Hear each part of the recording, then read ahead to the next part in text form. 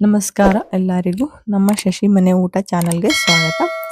ಈಗ ನಾವು ಗರಿಗರಿಯಾದ ಪಡ್ಡನ್ನ ಹೇಗೆ ಮಾಡ್ಕೊಳ್ಳೋದು ಅಂತ ನೋಡೋಣ.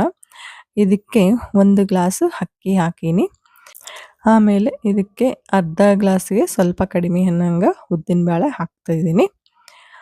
ಉದ್ದಿನ ಬೇಳೆ ಹಾಕಿದಷ್ಟು ಚೆನ್ನಾಗಿ ಬರ್ತವೆ ಪಡ್ಡು. ಆಮೇಲೆ 2 ಚಮಚ ಕಡಲೆ ಬೇಳೆನ ಹಾಕ್ತಾ ಇದ್ದೀನಿ. ಆಮೇಲೆ 1 ಸ್ಪೂನಿಗೆ ಸ್ವಲ್ಪ ಕಡಿಮೆ ಅನ್ನಂಗ ಮೆಂತ್ಯನ ಹಾಕ್ತಾ ಇದ್ದೀನಿ. ಇವನ್ನ ನೀರು ಹಾಕಿ ಚೆನ್ನಾಗಿ ತೊಳ್ಕೊಬೇಕು. ಈ ಥರ ಕೈ ಆಡಿಸಿ ಎಲ್ಲನೂ ತೊಳಿಬೇಕು. ಆಮೇಲೆ ಅವು ಬೇರೆ ನೀರನ್ನು ಹಾಕಿ ಇಡಬೇಕು. ಅವು ನೀರನ್ನು ತೆಗೆದು ಬೇರೆ ನೀರನ್ನು ಹಾಕಿ ನೆನೆಸ್ಬೇಕು. 4 ರಿಂದ 5 ತಾಸು ನೆನಿಬೇಕು ಅಕ್ಕಿ. ಆಮೇಲೆ ಈಗ ಅದನ್ನು ಮಿಕ್ಸಿಗೆ ಹಾಕೋಣ. 1 ಬಟ್ಲು ಅವಲಕ್ಕಿನ ತೊಗೊಂಡಿನಿ. ಅವನ್ನ ನೆನೆ ಹಾಕಬೇಕು ನೀರಲ್ಲಿ. 5 ನಿಮಿಷದಲ್ಲಿ ಇವು ನೆನಿತಾವ. ಆಮೇಲೆ ಇವನ್ನ ಅಕ್ಕಿನ ಮಿಕ್ಸರ್ಗೆ ಹಾಕಬೇಕು. ಸ್ವಲ್ಪನೇ ತಗೊಂಡು ಈ ಥರ ಮಿಕ್ಸಿಗೆ ಹಾಕಬೇಕು. ಹಾಕುವಾಗಲೇ ಫಸ್ಟಲ್ಲೇ ನೀರು ಹಾಕಿ, ಆಗ ಬೇಗ ಸಣ್ಣ ಆಗುತ್ತೆ. ಇದನ್ನು ಬಹಳ ಸಣ್ಣಾಗಿ ಪೇಸ್ಟ್ ಮಾಡಬಾರ್ದು. ಈಗ ಬೇಕನ್ಸಿದ್ರೆ ನಾನು ಸ್ವಲ್ಪ ನೀರು ಹಾಕ್ಬೋದು.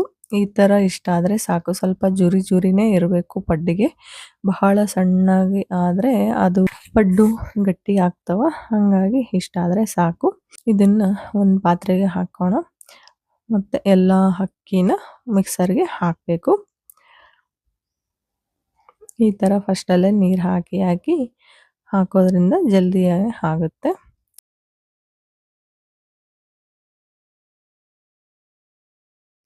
ಈಗ ಅವಲಕ್ಕಿನ ಹಾಕಬೇಕು ಮಿಕ್ಸರ್ಗೆ. ನೋಡಿ ಚೆನ್ನಾಗಿ ನೆಂದಿವೆ.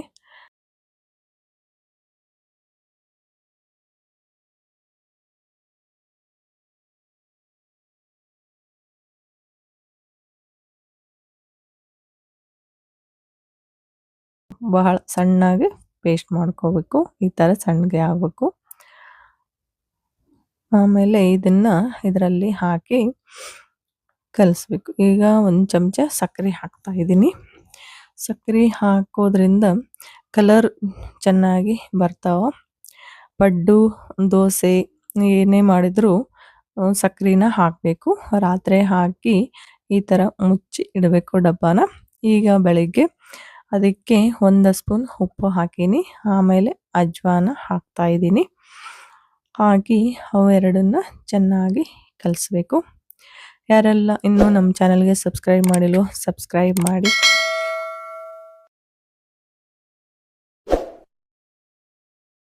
ಫುಲ್ಲು ನೀರಿರಬಾರ್ದು, ಇಟ್ಟು ಈ ಥರ ಇರಬೇಕು. ಪಡ್ಡು ಮಾಡೋಣ ಈಗ. ಇದಕ್ಕೆ ಎಣ್ಣೆ ಹಾಕಬೇಕು. ಈ ಥರ ಎಲ್ಲ ಕಡೆ ಎಣ್ಣೆನ ಹಾಕ್ತಾ ಹೋಗಬೇಕು.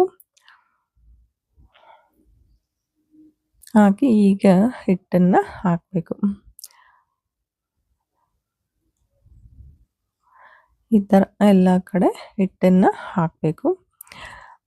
ಪಡ್ಡು ತುಂಬಾ ಗರಿ ಆಗ್ತಾವ.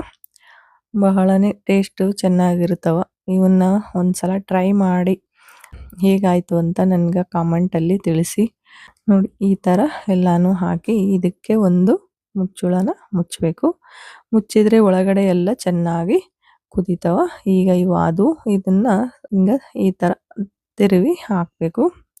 ನೋಡಿ ಈ ಥರ ಎಷ್ಟು ಚೆನ್ನಾಗಿ ಕಲರ್ ಬಂದಿವೆ. ಆಮೇಲೆ ತುಂಬ ಕ್ರಿಸ್ಪಿಯಾಗಿನೂ ಇರ್ತಾವ. ಈ ವಿಡಿಯೋ ನಿಮಗೆ ಇಷ್ಟವಾಯಿತು ಅಂತ ಅಂದ್ಕೊತೀನಿ. ಈ ವಿಡಿಯೋಗೆ ಲೈಕ್ ಮಾಡಿ, ಶೇರ್ ಮಾಡಿ ಮತ್ತು ಸಬ್ಸ್ಕ್ರೈಬ್ ಮಾಡೋದನ್ನು ಮರಿಬೇಡಿ. ಧನ್ಯವಾದಗಳು.